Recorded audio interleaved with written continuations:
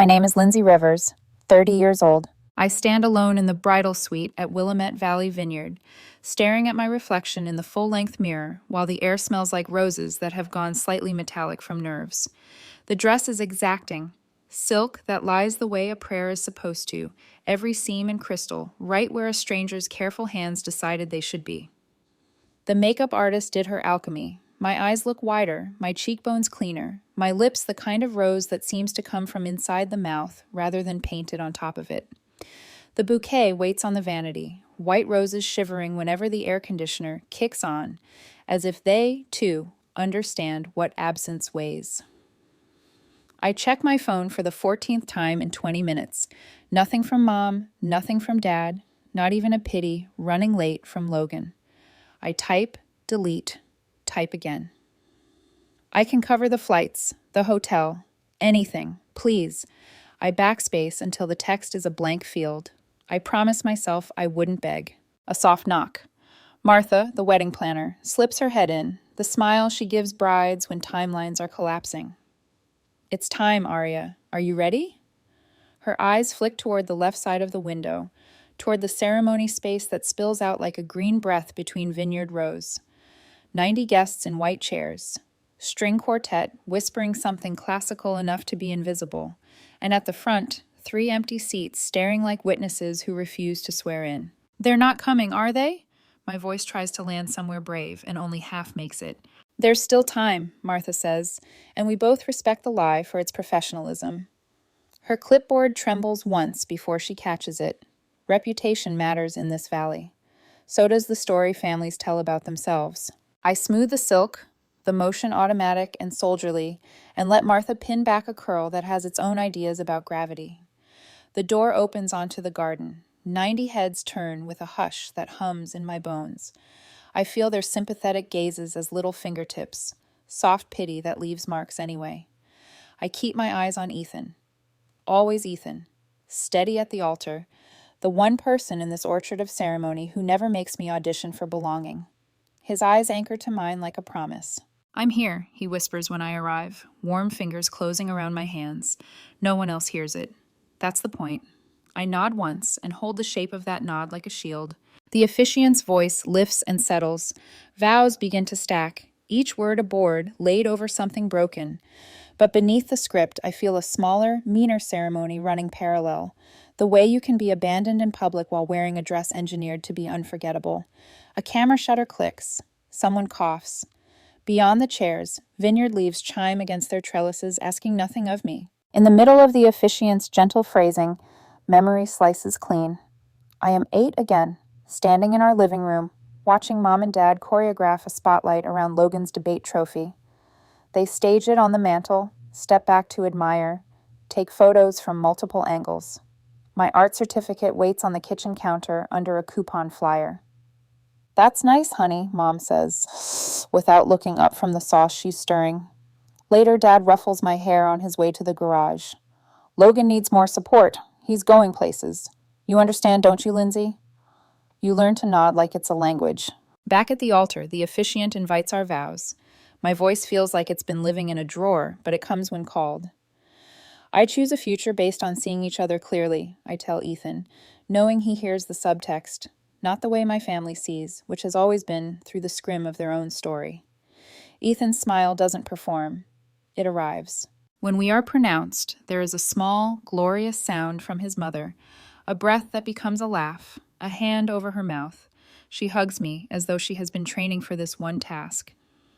You're one of us now, she murmurs, and something tight in my chest loosens like a ribbon tugged free. The string lights come alive at dusk, and the photographer asks us to twirl.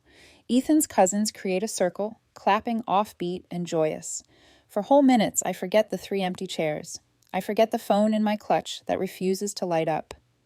Sarah, my college roommate, taps her glass and says, "To finding the family who deserves you." And the toast ripples outward. The words hit me in a tender place, precise as a compass point. For years I've been invisible to the people whose attention I chase like oxygen. At our sweetheart table, between a bite of lemon tart and a courtesy laugh at a best man anecdote, I realize a truth that tastes a little like blood. Some doors never opened because they were never meant for me. Still, later, when the crowd thins and the photographer packs his lenses, I slip behind a barn pillar and check my phone one more time. No missed calls, no messages, not even a ceremonial congratulations you can show to other people to prove you weren't forgotten. Ethan finds me there and fits his palm to the small of my back. They missed something beautiful today, he says. Factual, not cruel. I look up at him, the man who never once made me audition, and let the present tense hold. I set the phone down on the barrel that passes for a cocktail table. Their choice, I say, hearing steel find its length inside me. Not my burden. Later, much later, after shoes are abandoned and the vineyard cat has consented to exactly one photograph, I stand alone again in the suite. The mirror holds a woman with raccoon eyes from happy crying and a hairpin history on the bathroom counter. My phone face is still a square of dark.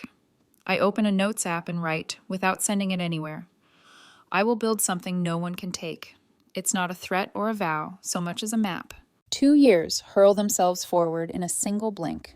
The office is all cold light and glass, the kind of view that renders weather into design. The title bar on my monitor reads, Acquisition of Crescent Motion Studio. Finalize. $21 million lettered like it belongs in my mouth.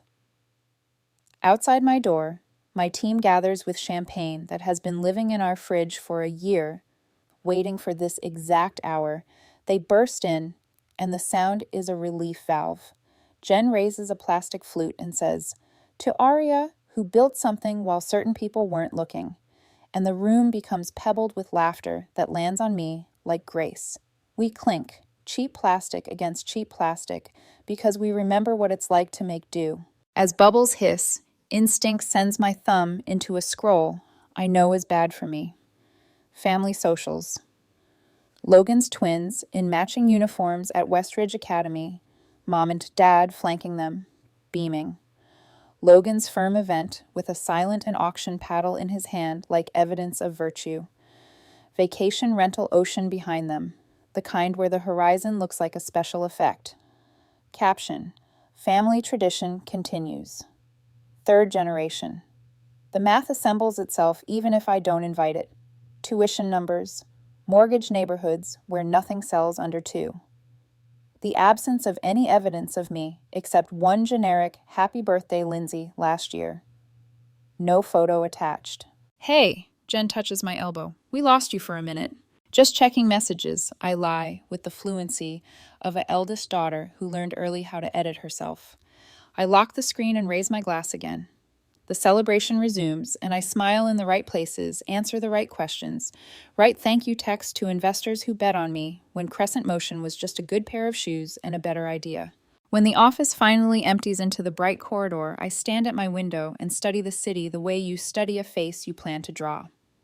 The urge arrives fully formed. Not revenge, not a performance, something else. I call my advisor and say the words like I'm trying on a dress. The Porsche Taycan, metallic gray. I'd like to complete the purchase today. The car arrives 3 hours later like a sentence I finally allow myself to finish. I sign where the dealer points, and the pen makes satisfied sounds. At home, the afternoon sun turns the paint the color of a storm coming that knows exactly where to land. I take one photo. Caption, dreams realized. I do not tag anyone. I do not look back at the door. For 3 days, nothing moves. Then Wednesday, 4:12 p.m., my phone lights up with a caller ID I haven't seen in 5 years. Mom. I let the first ring fall, then answer before the second can complete its circle. Lindsay. The tone she uses for emergencies that require my resources. We need to talk. Family meeting tomorrow. After 5 years of silence, I say, hearing my voice like a new instrument I've learned to play. You're calling about a family meeting? It's important, she says. Behind her dad's voice, off-stage, directive. Tell her it's important. What exactly matters now, I ask. My wedding wasn't important. My business wasn't important. She inhales. Financial issues, we need to discuss it as a family. Of course. They saw the car. They heard about the acquisition. The 3 empty seats have finally found their feet. Tomorrow at 2, I say, and end the call before my old reflex reaches for permission. When I pull into my childhood driveway the next day, the metallic gray looks indecent against their colonial white, like a truth parked too close to a story. I sit for a beat, hands on the wheel, and remember a line from last week's therapy. Boundaries aren't punishment, they are protection. I exhale, step out, and walk toward the door that used to lock from the inside only. Dad opens it before I can knock. His eyes flick past me, to the car, to the price tag he imagines. "You've done well for yourself," he says, as greeting. "Yes," I answer, and do not supply a softer word to hold between us. They lead me to the dining room, where Logan and Hannah already sit. A folder waits at Dad's elbow, loan paperwork peeking out like the edge of a trap. I remain standing, purse a strap across my chest like a quiet seatbelt. "No," I say, before he can launch. "First tell me why I matter today when I haven't mattered for years." For the first time, I watch uncertainty cross my father's face, like weather he didn't forecast. It is a small movement. It is also the beginning of the rest of my life. The dining room of my childhood home looks smaller than I remember. Maybe it's the light. The drapes are drawn halfway, dust clinging to the folds like ghosts of conversations that never ended right. The polished oak table still holds the faint ring from the time Logan spilled cranberry juice and blamed me. Mom said I should have been more careful, even though I wasn't in the room. Funny how memory survives where affection doesn't. Dad clears his throat. "Sit down, Arya." I stay standing, running my hand along the back of the chair I used to sit in as a kid, the one closest to him, where I learned to listen but never interrupt. Logan sits opposite me now, his tie loosened, his eyes flicking between the Porsche outside and the folder in front of him. Hannah, his wife, is all polished sympathy, pearl earrings, perfect posture, and that brand of calm that comes from knowing people will always bend the rules for you. Mom folds her hands. "This isn't easy for any of us." "That's a first," I say, before I can stop myself. Her mouth twitches like she might scold me, then smooths into her familiar practiced patience. "You've done so well for yourself. We're proud, truly, but your brother's family is in trouble." Logan jumps in. "The mortgage is behind. The twins' tuition." Dad cuts him off. "We're 3 months late. It's complicated." He slides the folder toward me. Loan documents, pre-filled, my name typed neatly at the top like it's already done. "I see," I say, tracing the embossed crest on the paper. "You didn't even leave space for my signature. Efficient." Mom exhales slowly, the way she used to when I refused to apologize for things I didn't do. "Lindsay, don't make this harder. You're family. Families help each other." "I'm just wondering," I say, "what kind of family disappears for 5 years and reappears with paperwork?" Logan leans back. "Don't be dramatic. We thought you'd understand. You've got more than enough." "Enough for what?" "For all of us," he says. "You built something incredible. Isn't that the point? To lift the family with you?" There it is, the word lift. The same word Dad used when he told me, at 15, that my role in this family was to support Logan's potential. The same word Mom whispered when she asked me to stay home from art camp because they couldn't afford both kids' trips. Lift. Always upward, always away from me. I breathe in through my nose. "You missed my wedding," I say quietly. "All 3 of you." Dad's jaw tightens. "We told you. Logan's firm had an event." "And that took 5 years to finish?" Logan looks away. "You didn't exactly make it easy to stay in touch." "Right," I say. "I suppose you needed me to make the invitations more convenient." Mom's eyes glisten. "Please, Arya, the children shouldn't suffer. They love their Aunt Lindsay." Hannah opens a photo album like it's evidence. Pictures of the twins in plaid uniforms, birthday candles, family vacations I wasn't invited to. "They ask about you," she says. "They don't understand why you're never there." "Do you?" I ask, and Hannah's smile falters. Dad clears his throat again, reaching for authority. "We've supported Logan as best we can, but our retirement savings are nearly gone. It's your turn to give back." He says it like a verdict, not a plea. For a long moment, I don't speak, because the words I want to say are too sharp for this table and because silence, real silence, is the only language they've never been fluent in. When I finally do speak, my voice sounds calm enough to frighten even me. "Where were you when I needed help?" Mom blinks, unprepared. I had a tumor removed 3 years ago, I say. Hospital stay, recovery, bills that nearly drowned me. You told me you couldn't help. Her lips part, then close. 2 months later, I continue, you paid for a full renovation of Logan's house. New kitchen, marble countertops. Tyler from the bank sent me photos. Logan's chair creaks. That's different. You're right, I say. It was. The quiet that follows is surgical, precise, invasive. I take out my briefcase, set it on the table, and unlatch it slowly. Their eyes follow my hands, the way you watch a fuse burn toward something explosive. I didn't come here to write a check, I say. I came to return something. I pull out a single folder and place it in the center of the table. This is the press release for the Rivers Media Foundation. It goes public tomorrow. Dad frowns. What foundation? $16 million, I say. Dedicated to scholarships for young women in digital media and art, named after Miss Rivera, my high school teacher, the one who came to every art showcase you skipped. Mom's breath catches. I'm helping girls like me, I continue, who worked hard but were told their work didn't matter. I've already transferred the funds into a legal trust. It's untouchable. Logan's face flushes red. You're giving away millions to strangers instead of your own family? Not strangers, I say. People who deserve a chance. You're wasting it. No, I say softly. I'm investing it. Mom's voice trembles. You thought I'd bail you out, I finish for her. Because that's the pattern, isn't it? Logan stumbles and I fix it. Dad decides and I comply. Mom smooths it over and I apologize. I've been doing that since before I knew how to drive. Dad pushes the folder toward me again. We're not asking for much. You're asking for everything. My phone vibrates on the table. Ethan's text. Remember who you are. Call if you need extraction.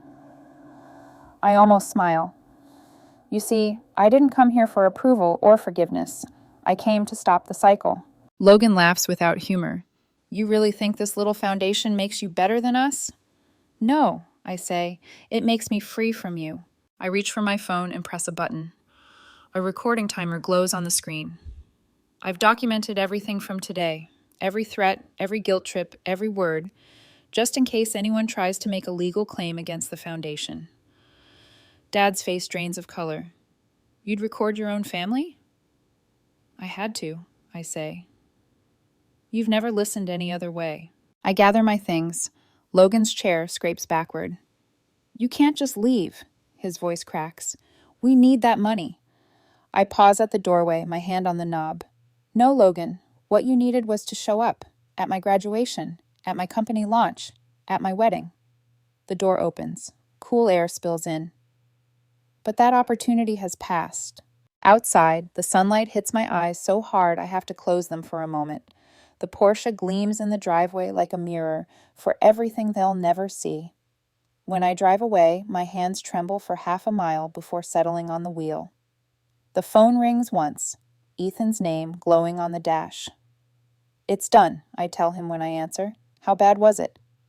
Exactly what we expected. He exhales. And you? I glance in the rearview mirror at the house shrinking behind me. Better than okay, I say. For the first time, I saw them clearly. The sky ahead is burnished copper, the kind of light that belongs to people who keep going. Somewhere between the rows of vineyards, my chest loosens. I am driving not away from them, but towards something finally mine. The next morning, sunlight slants through the blinds of my apartment like it's trying to apologize for being late. I sit at the kitchen counter, coffee cooling in front of me, and replay the meeting in fragments. Dad's clip and tone, Logan's raised voice, Mom's practiced tremor. Every detail feels like a rerun of my entire childhood condensed into an hour. The phone buzzes. I glance at it, expecting another barrage of guilt-laced messages, but it's Ethan. Breakfast later, or hibernation? I smile faintly. Hibernation. Might thaw by noon. He replies with a heart emoji, the quiet kind of love that doesn't need an explanation. I open my laptop. The draft press release for the Rivers Media Foundation glows on the screen. $16 million. A number that used to feel imaginary. Now it feels like armor. The document has a power the family will never understand. Legal boundaries made real. Still, my hands tremble when I hover over the final approval button, because even armor is heavy. I click submit. The confirmation email pings a moment later. Press distribution scheduled for 8:00 a.m. tomorrow. It's done. I lean back, exhaling, when the phone vibrates again. This time, an unknown number. Against my better judgment, I answer. Aria! My mother's voice is soft. Too soft. We shouldn't have ended things like that. No, I say. We shouldn't have started them like that. A pause. I hear the faint shuffle of Dad in the background, his stage directions whispered off mic. Mom clears her throat. Your father and I think maybe there's a way to revisit the arrangement. Logan was upset. We all were. It's not too late to... Mom, I cut in. The press release goes out tomorrow. There is no arrangement, and there's nothing to revisit. Her tone hardens instantly, the affection veneer peeling off. You're being cruel. Family doesn't air private matters in public. You mean family doesn't like being exposed, I correct. But it's not about you. It's about opportunity for women who don't get second chances. You sound rehearsed, she says. I am, I reply. Practice makes clarity. I end the call. When I step outside, the city hums with that spring restlessness, the kind that makes everyone move faster without knowing why. I grab a latte from the corner cafe and walk the few blocks to the foundation's temporary office space. Naomi Blake, my mentor and first investor, is already there, flipping through board approval papers. You look like someone who's seen ghosts, she says, eyes sharp but kind. Just my family, I answer. So, close enough, Naomi smirks. The press release goes live tomorrow? 8:00 a.m. Good. Let them read about it the same way the world does. She sets the papers aside and meets my eyes. You know this is going to stir things. Already has. And you're ready? I hesitate. I'm trying to be. Naomi reaches into her bag and hands me a folded piece of stationery. Then keep this handy. I unfold it. Written in her elegant script are 6 words. Your worth isn't up for debate. I trace the letters with my thumb. I'll remember that. By evening, my apartment looks like a war room. Open laptops, printed schedules, media contact lists. Ethan brings takeout, his tie loosened, sleeves rolled. They'll come at you again, he says between bites. You know that, right? I know. They'll call investors, maybe the press. I'm counting on it, I reply. It's how they've always tried to control the story. Ethan studies me for a long moment.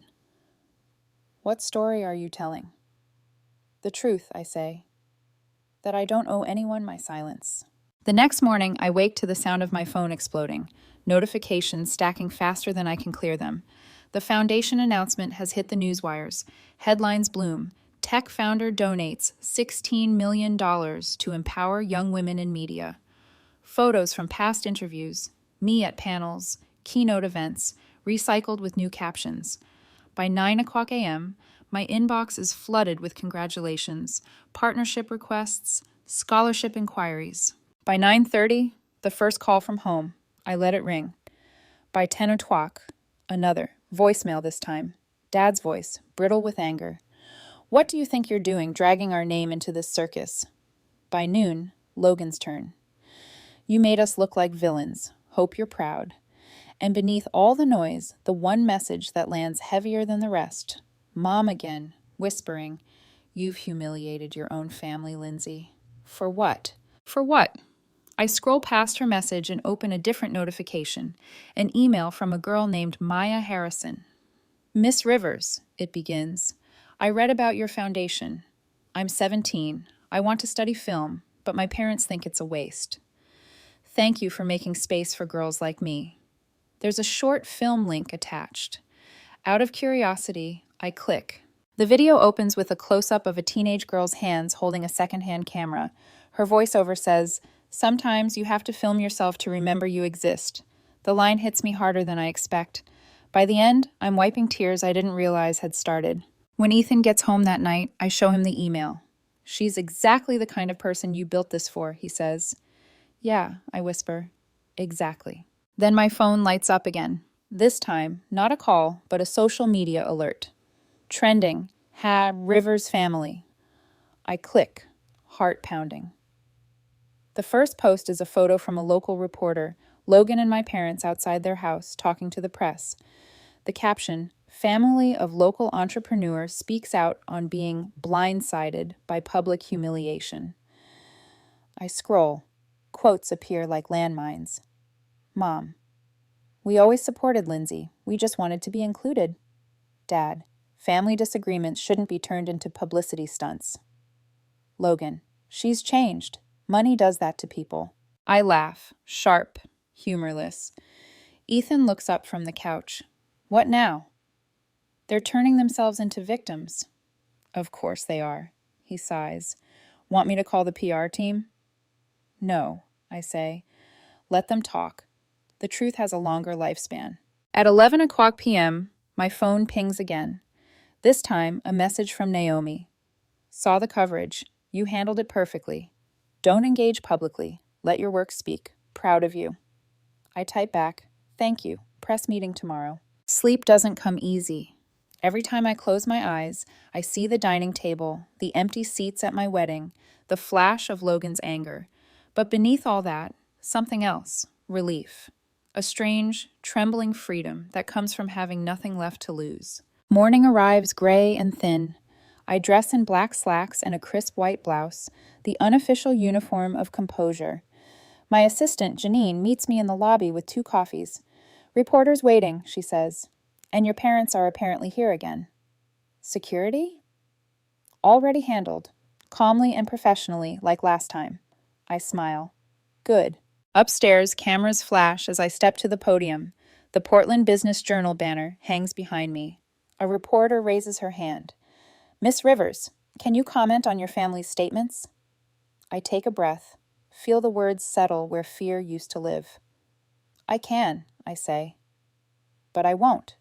This foundation isn't about family conflict. It's about creating opportunity for those who have none. Every scholarship is a story waiting to be told. Another reporter leans forward.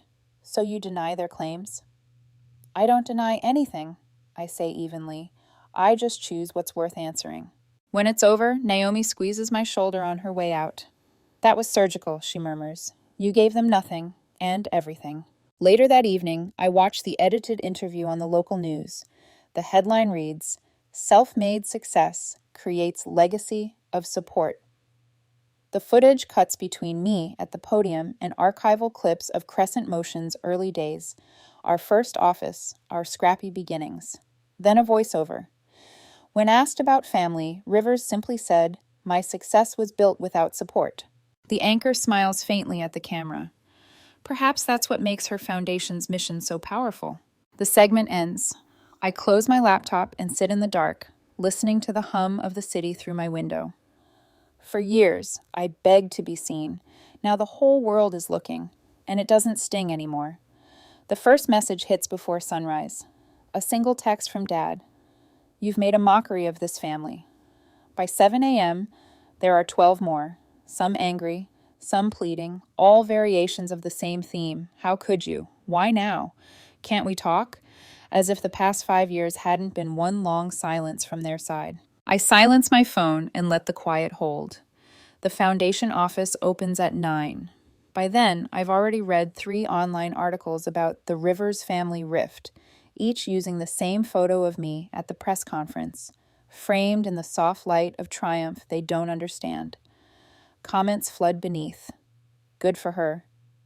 "Wish I had her courage." "There's always one child who breaks the cycle." The support should feel good. Instead, it feels like oxygen after drowning, necessary but overwhelming. At the office, Janine greets me with wide eyes. "They're here," she whispers. "Who's they?" "Your parents. Logan? All of them." "Here?" "In the lobby," security called. "They're causing a scene." I walk to the glass wall overlooking reception.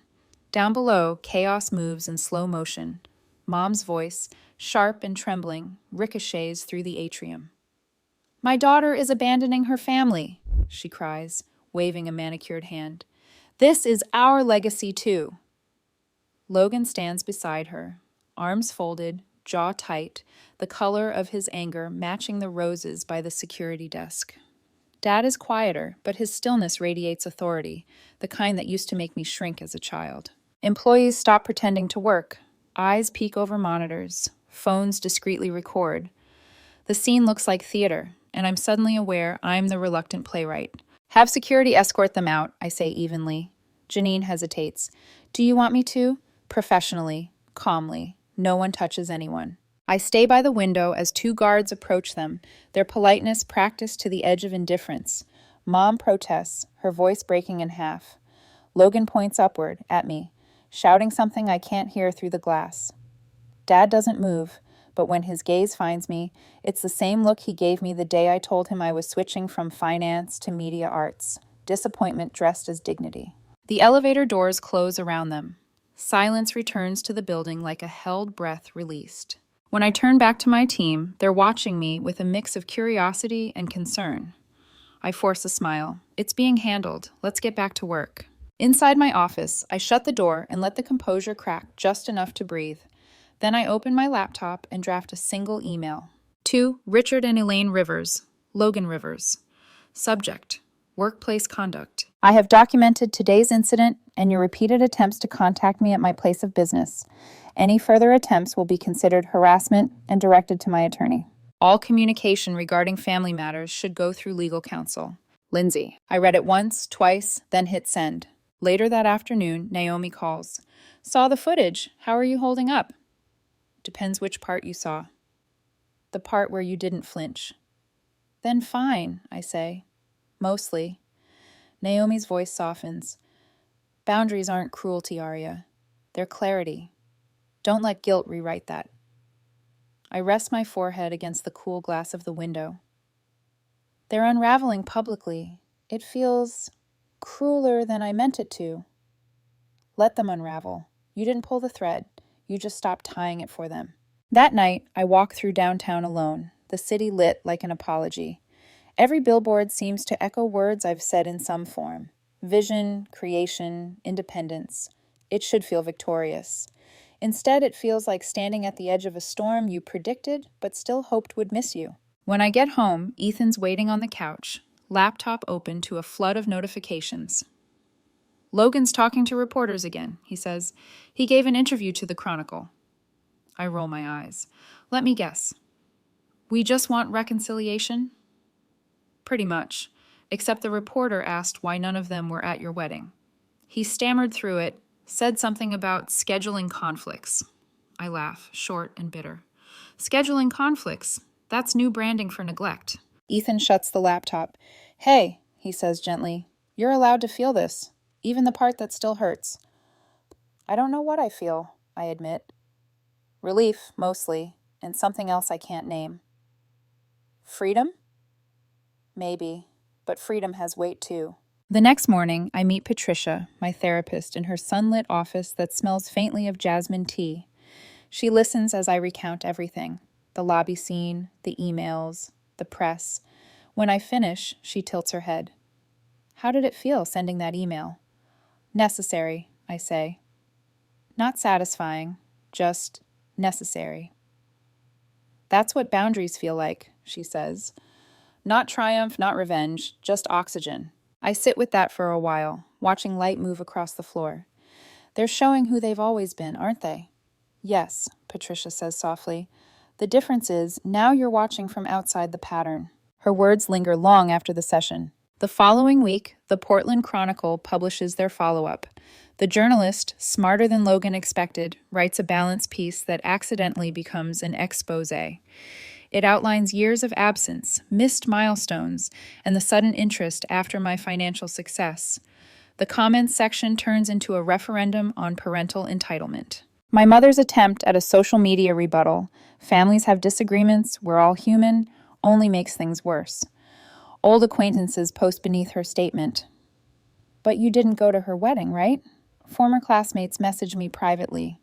We always wondered why they never mentioned you. The tide has turned, and I didn't have to touch the water. The foundation, meanwhile, explodes with support. Applications triple overnight. Local news runs features on promising young women submitting their portfolios. Maya's name appears again and again, her video spreading quietly across creative circles. In a staff meeting, Naomi grins. "The best revenge is competence," she says. "I wasn't aiming for revenge," I reply. "Just redemption." "Then you've already won." Later that afternoon, the Portland Business Journal calls to inform me I've been nominated for their Leadership in Media Award.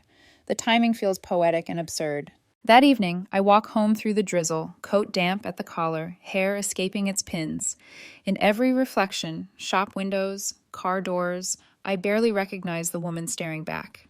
She looks steady, whole, even. Back home, Ethan's waiting with 2 glasses of wine. "To survival," he says. I shake my head. "No, to transformation." We clink glasses, the sound crisp and final.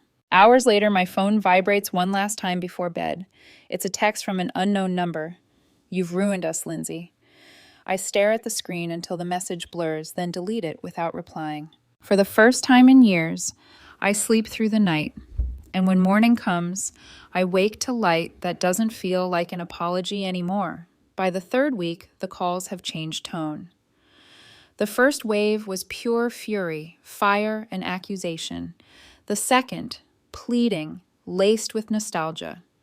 Now the 3rd wave arrives as something quieter, trickier, pity. Mom's voicemail begins with a sigh. "Sweetheart, this isn't who you are. You've always been the kind one." Dad's message follows, slow and deliberate. "You don't want the world thinking you've turned your back on family." And Logan, of course, wraps his manipulation in sarcasm. Guess money buys morals now. Each one ends with a version of "call us back before it's too late." Too late for what, I wonder? To erase their absence? To rewrite my history into something more flattering? By noon, I mute every contact with the last name Rivers. At the foundation office, Janine slides a new file onto my desk. Another application from that girl, Maya Harrison. I raise an eyebrow. Didn't she already submit? She sent an update, a short film about family expectations. I open the file, and there she is again, 17, all angles and courage.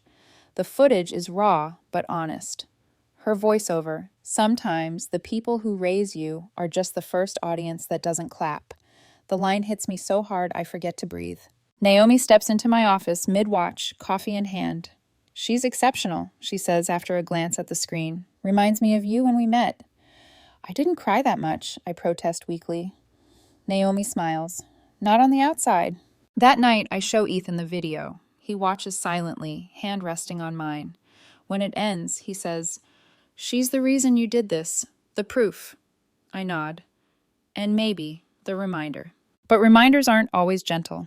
The next morning, an envelope slides under my office door. No return address. Inside, photos of Logan's twins in Halloween costumes, princesses, smiling wide. A note in Mom's handwriting. They miss their Aunt Lindsay. My stomach twists. The handwriting is perfect, practiced. It always has been. When I get home, Ethan finds me staring at the photos. "They're using the kids now," he says quietly. "Yeah." He sits beside me. "You don't owe them a reaction." "I know," I whisper, "but they know exactly which buttons still work." 2 days later, the pastor from our old church leaves a voicemail. "Your parents are deeply hurt. Perhaps reconciliation could heal everyone."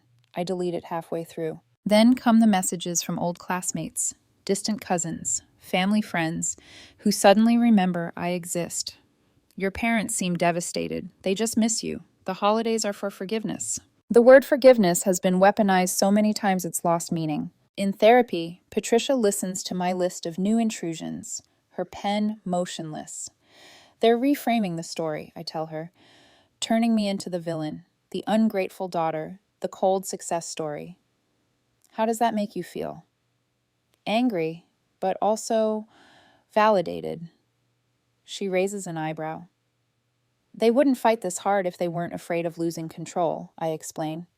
Patricia smiles slightly. "Then maybe you're finally showing them what control actually looks like." That evening, Naomi hosts a board dinner at her townhouse. Long table, soft music, the kind of warmth money can't fake. The foundation's first scholarship selection is on the agenda. Maya's our frontrunner, Naomi says, pouring wine. She's raw, but she's real. Everyone agrees. The vote is unanimous. When Naomi asks if I'd like to tell her personally, I feel something in my chest tighten and release at once. Yes, I say, I'd like that. Thanksgiving arrives a week later. My parents send an email with the subject line, "Families should be together." I don't reply. Instead, Ethan and I host dinner at our home, our first real one. The dining room glows with candlelight and laughter. Naomi sits across from me, my team scattered around the table, Maya at the far end, her scholarship certificate framed on the sideboard. To those who see us as we are, I say, raising my glass. The toast echoes, warm and certain. Later, while dessert cools on the counter, Ethan switches on the television. Right on schedule, the local news runs a segment on the Rivers Media Foundation, the same hour my parents' dinner usually begins. The anchor's voice is calm, almost reverent. Founder Lindsay Rivers announced a mentorship program for young women in digital media, expanding her $16 million initiative. The footage cuts to clips of the foundation, my interview from earlier in the week. Then, without ceremony, the report transitions to recent financial mismanagement in small, family-owned ventures, paired with B-roll of Logan's shuttered law firm. It's subtle, devastating. Maya looks at me, wide-eyed. They're comparing your brother's business to the foundation? I keep my tone even. Facts speak for themselves. Naomi hides a smirk behind her glass. Consider it poetic justice. When the segment ends, I check my phone. 30 unread messages from Mom, each one shorter than the last. The final text, "How could you do this to us?" I don't reply. The next morning, my assistant intercepts a call from a journalist asking if I plan to comment on the growing family controversy. No statement, I tell her. Our work speaks louder. She nods. Good choice. You have the mentorship kickoff at 3. At the event, Maya stands on stage beside me, nervous and glowing. When I introduce her as the Foundation's first scholarship recipient, the applause feels different, cleaner than any validation I ever chased. Maya's acceptance speech is brief but gutting. I used to think family was supposed to believe in you first, she says, but sometimes strangers show up and do it better. The audience rises to its feet. Cameras flash. In that light, I think of my parents, their dining table, the empty seats they once left for me without realizing I was the one missing them first. After the event, I find a quiet corner backstage. My phone buzzes again. Logan this time. "You'll regret this, Aria. You made us look like failures." I stare at the message, thumb hovering. Then I type one word, reflection, and press send. That night, Ethan and I walk along the waterfront, city lights skimming the river's surface. "Do you think they'll ever stop?" he asks. "I think they'll stop when the story stops working," I say, "and right now, the story still hurts them more than it hurts me." He nods, then grins. "So we keep writing a better one." Exactly. We stop by the railing, the wind sharp and alive. For the first time in years, I feel something close to peace. Not because I've won, but because I've stopped trying to be understood by people committed to misunderstanding me. Somewhere across the city, their house glows in its usual perfect symmetry. And here, by the river, my reflection stares back unshaken, complete. The rain has been falling for hours, the kind that lingers like a decision not yet made. I'm sitting by the window of my apartment, a mug of coffee cooling untouched, when the email comes in. Subject, request for a meeting. Richard and Elaine Rivers. For a long moment, I just stare at it. No apology in the subject line. No acknowledgement, just formality. I open it anyway. "Lindsay, we'd like to meet in person. Your father and I believe it's time to clear the air. There are things that can't be said through the media. Please, one conversation. Love, Mom." Love. The word looks borrowed, like something they found and decided to test drive. "Still," I reply. "Tomorrow, 10 a.m., Hartwell Coffee on Main, 30 minutes. Ethan reads over my shoulder. "You sure you want this?" "I want closure," I say, or at least to see what form their regret takes. He nods slowly. "Then keep it short, and don't pay for the coffee." The next morning, the cafe hums with quiet conversation and roasted beans. My parents are already there, early, of course.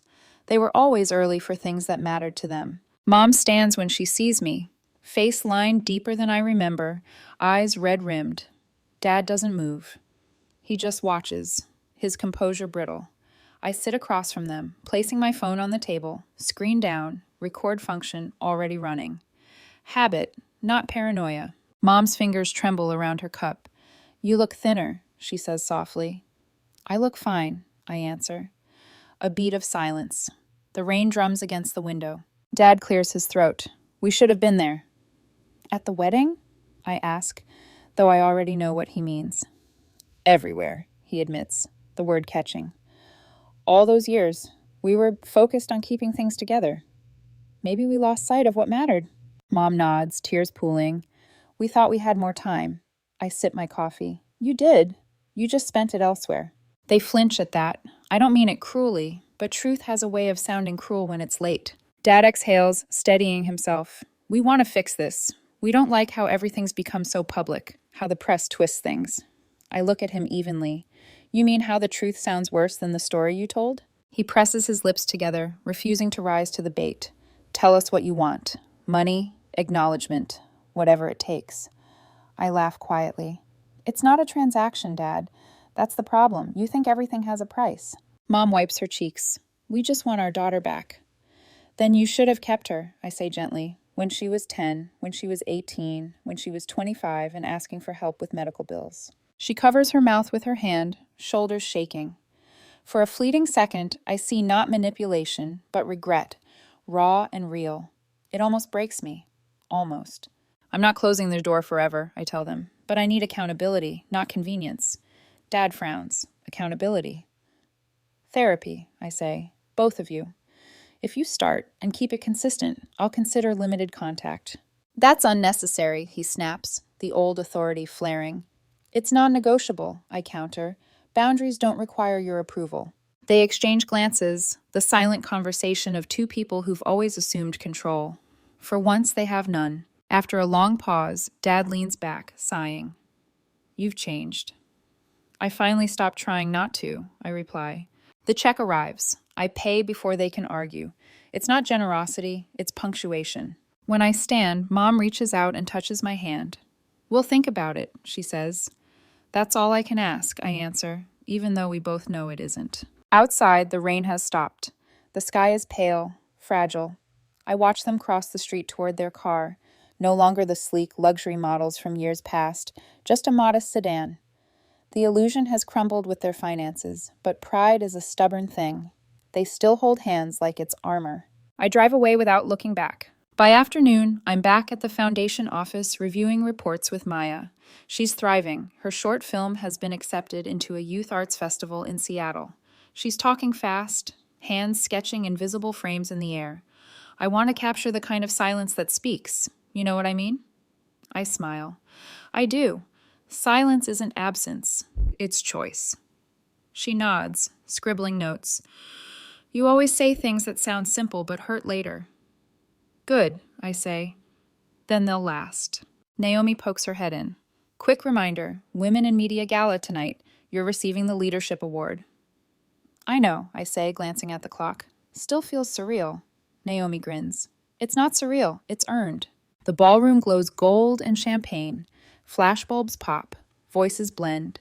When they call my name, the applause rises like a tide I don't need to fight. I walk to the podium, heart steady. "Thank you," I begin. "This journey started in invisibility. For years, I measured my worth by the approval I couldn't earn. Now, I measure it by what I build and who I lift." A pause. The crowd leans closer. "My family taught me what love isn't. My work taught me what it is. And today, I stand not as a daughter who is unseen, but as a woman who sees others clearly." The room erupts. Cameras flash. I feel the weight of years slide off my shoulders. Afterward, Ethan finds me near the stage. "You realize you just rewrote your entire story, right?" "Not rewrote," I correct. "Reclaimed." He kisses my forehead, and they can't touch that. The next morning, articles fill my feed. Rivers turns pain into purpose. Award-winning. Entrepreneur. redefines family through foundation work. The narrative has shifted entirely. In the background, I know my parents are struggling. Logan's firm has officially closed, their retirement account stretched thin. The house may go next. The gossip swirls, but I don't engage. Compassion doesn't mean access. When Naomi calls that afternoon, her voice is warm. You realize what you've done, don't you? What's that? You've broken the inheritance of dysfunction. That's rarer than any award. I look out the window where Maya is setting up a camera in the courtyard below. She's laughing with another scholar, their joy unfiltered, uncalculated. It looks like hope. I didn't break it, I say softly. I just refuse to pass it down. 1 year later, the morning light spills through the tall studio windows of the Crescent Foundation like liquid gold. Dust glitters in the air, caught in the sun's patience.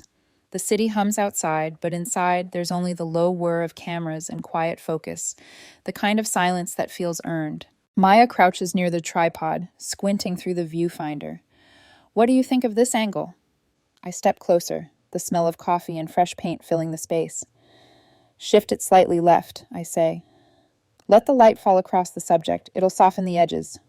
She adjusts the lens, grinning. You have a freakish eye for symmetry. Years of trying to make chaos look intentional, I reply. On the wall behind her hang framed photographs, still shots from the projects our scholarship recipients have completed. Each one a story that might have gone untold. A farm girl from Idaho, documenting migrant labor. A single mother in Detroit filming night shift nurses. A trans teen in Oregon creating a stop-motion series about transformation. Each frame glows with purpose, not pain. Maya straightens, wiping sweat from her brow. We're almost ready for the premiere. Of your documentary? She nods. 3 generations of women in one family, each one trying to break the same cycle. She glances at me. Sound familiar? I smile. Maybe a little. We move to the editing bay. The film opens with a close-up of a grandmother's hands threading a needle. Maya's voiceover is gentle, measured. Some stories don't end, they change narrators. I feel my throat tighten. When the credits roll, she turns to me, eyes bright with unshed tears. You're the reason I believe I can do this, she says, hugging me before I can respond. I think of Miss Rivera, the woman who showed up when no one else did, how her faith in me became the seed for this entire legacy. The circle completes itself, and I realize this. This is what redemption looks like, not revenge, continuity. That evening, the Portland Arts Center glows like a lantern against the drizzle. The Community Leadership Award sits heavy in my hands as the applause builds. I stand at the podium, faces blurring in the soft light. Naomi, Ethan, my team, the foundation board, a sea of people who chose to be here. No empty chairs this time. Thank you, I begin, my voice steady. This started as a story about invisibility, but it became one about impact. For years, I measured my worth through silence, through waiting to be chosen, seen, approved. But sometimes, what we mistake for rejection is just redirection. A murmur ripples through the crowd. Cameras flash. I learned that family isn't defined by who shares your blood, I continue, but by who shows up when it matters. The applause grows, but I raise a hand, smiling. This award isn't for me. It's for every woman who was told she was too much, or not enough, or just wrong. May you build your own table and fill it with people who clap when you stand. The ovation rises like thunder. I blink hard, refusing to cry on stage. Ethan waits for me at the steps afterward, eyes bright with pride. No phantom seats tonight, he says. None, I reply. Just people who mean it. He laughs softly. You realize you've become what you needed most. Someone who sees others? He nods. Exactly that. In the days that follow, the headlines shift again. From estrangement to empowerment. The Rivers legacy reimagined. The foundation gains new sponsors. Maya's documentary trends across platforms. I receive letters from young women who found their own Miss Rivera. One afternoon, I stop by the cafe near the office, the same one where my parents once sat across from me, bargaining for absolution. The barista recognizes me now. Your usual? She asks. Please. As I wait, I glance through the window. Across the street, I spot them. Mom and Dad, walking slowly under a shared umbrella. Older, smaller, somehow. They pause at the crosswalk, and for a brief second, Mom looks up. Our eyes meet through the glass. No anger, no ache, just quiet acknowledgement. She nods once, tentative but real. I nod back.